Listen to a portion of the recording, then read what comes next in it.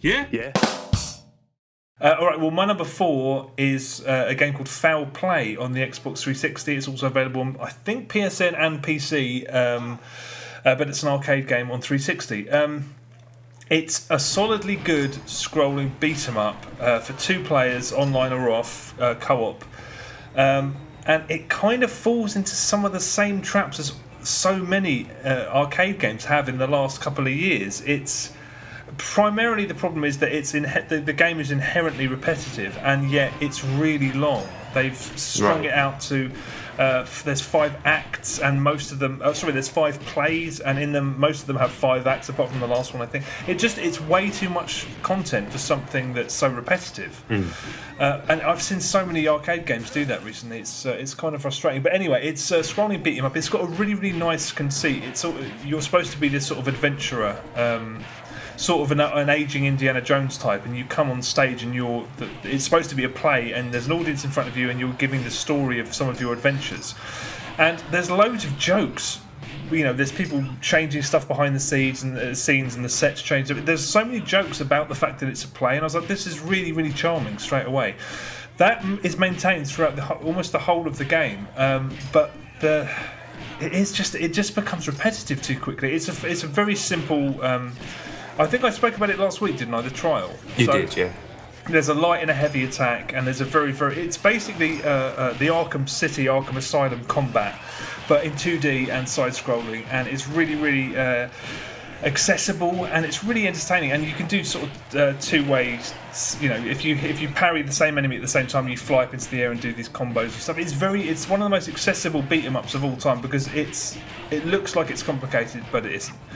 It's incredibly charming, like I said. There's a lot of systems that don't need to be there, so after a while you get these charms that you can equip, and they're basically perks, and you have to unlock a load of them, and it's hurling all of this needless content at you. It could have been, I think it's 1,200, no, it doesn't even exist anymore. Was 1,200 Microsoft points about $9.99, right? Yeah.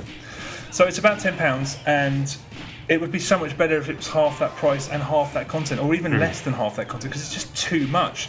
I did it on co-op with my girlfriend, and we were really enjoying it. But after a while, you just like it can't be sustained by just the humour, as good as that is. Another problem with it is that because you move forward whenever you attack, a lot of combat, I'd say almost as much as 50% of combat takes place at the sidelines of the screen where you can't really see it. Okay.